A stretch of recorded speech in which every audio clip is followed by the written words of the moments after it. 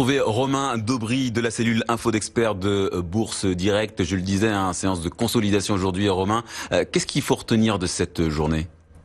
On n'a pas d'éléments très marquants et très significatifs. On va clôturer à peu près dans un volume de 2 milliards d'euros à Paris, c'est quand même assez faible. Ce qu'on peut dire, c'est qu'on a quand même préservé un niveau technique, celui qu'on évoquait à 15 heures, les 4904, 906 points sur le contrat à terme sur l'indice CAC 40. On n'en est pas très loin, 4914 points à l'instant, mais on l'a préservé. On a aussi autour, on a un tout petit peu rebondi dessus, 4920 points. Il n'y a pas vraiment d'intérêt, ça se passe dans des volumes qui sont assez anémiques. Ce qu'il faut rappeler, c'est que c'est l'échéance des marchés dérivés demain, donc l'échéance de l'Eurostoxx à midi. Donc toujours intéressant de constater ce qui se passe entre 11h50 et midi sur l'Eurostoxx, puisque ça donne des indications quant aux intérêts. Et puis à 16h sur l'indice parisien, donc qui nous permettra d'en savoir un peu plus. Ce qu'on peut dire, c'est qu'on préserve des niveaux techniques, que évidemment la publication des minutes de la Fed a plombé leur haussière, 4,86 de baisse sur Renault, c'est quand même un score important, mais qui se fait dans des volumes qui sont suffisamment faibles pour que ce soit pas trop significatif.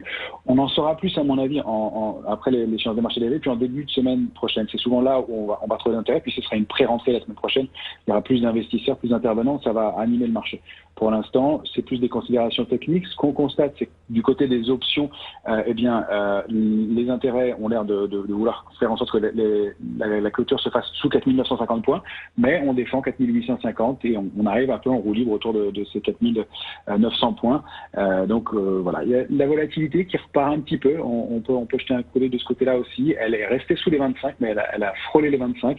C'est pas terrible, ça. C'est un petit signal d'alerte, mais il n'est pas très méchant non plus. Et puis lié à des considérations assez techniques, encore une fois. Un élément important dans cette séance, et depuis quelques séances déjà, maintenant depuis quelques semaines, c'est toujours beaucoup d'intérêt pour des petites et moyennes capitalisations aussi.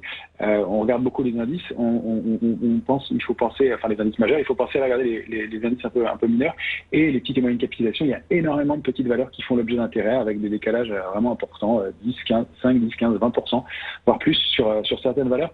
Donc il y a toujours de l'activité, il y a de l'intérêt de ce côté-là et à mon avis des relais pour la suite, même si sur les plus grosses valeurs c'est un peu plus lourd, c'est un peu plus pesant. Et puis bon, on marque qu'on a toujours ce marché assez binaire.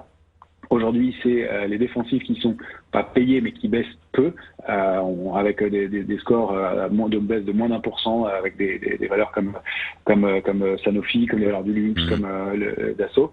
Et puis en bas de tableau, les cycliques, c'est toujours assez binaire, donc bancaire et automobile. Mais on a constaté ça les semaines précédentes et il est arrivé souvent que ce tableau s'inverse les jours suivants. Merci beaucoup Romain Daubry de la cellule Info d'Experts de Bourse Direct.